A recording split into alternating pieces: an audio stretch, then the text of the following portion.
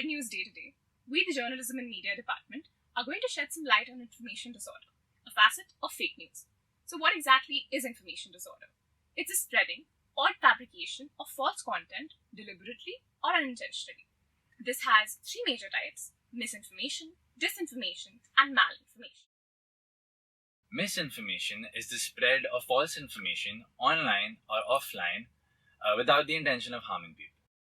Disinformation is false information that is spread deliberately to deceive people. It can be sometimes confused as misinformation, that is false information, but it is not spread deliberately. Malinformation is an information that's based on reality, but it's used to inflict harm on a person, a country, or even an organization. For example, take revenge porn. 7 types of common information disorders are satire or parody, imposter content, fabricated content, false context, misleading content, false connection, manipulated content. Satire. Satire in the news can be seen where there is no intention to cause harm, but it has potential to fool people. Onion is one such website that gives out satirical news. Another example is Indian website called Foxy. One such news that can be seen is of a man who fooled the Starbucks staff and entered the store with an Apple logo on an Acer laptop. The man was caught red-handed when he couldn't pronounce the names of the things he wanted to order. This news clearly states the approach of satire used in the news. Imposter content. Imposter content is when a genuine information is impersonated. This is when a logo of a well-known brand is used alongside false content. Fabricated content. This means when the news is 100% fabricated. This might be by making a new fake social media account and spreading fake news from it. For example, like inhaling camphor, lavang, and eucalyptus oil does not increase blood oxygen levels, and this news is 100% fabricated. False context. When factual information is given with a wrong context, it's known as false context. If something seems too good to be true, start checking. Misleading content. Misleading content is when you publish false information to frame an issue or an individual.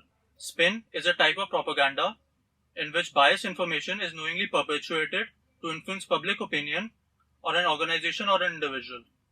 A good example of misleading content is when during the 2018 Kerala floods, a picture was published on the internet showing a flooded car park of the Renault car company.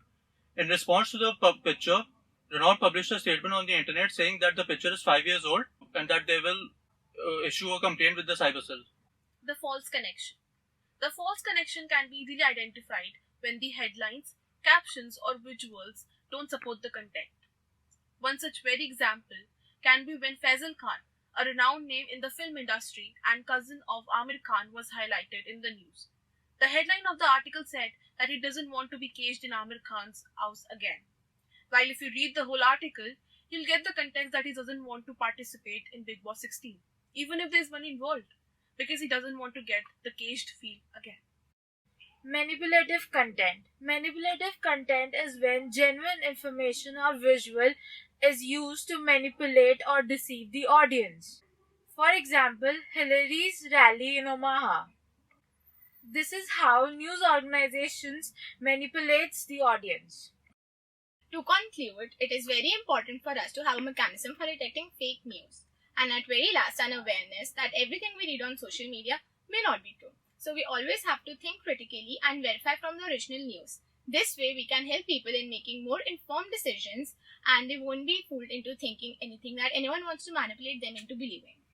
World News Day is organized jointly by the Van IFRA's World Editors Forum and the Canadian Journalism Foundations. The CJFC chair, Kathy English, added that without facts, freedom and democracy can fade. Journalism at its best can and does influence the lives of individuals, our communities, our countries, and the future of our planet.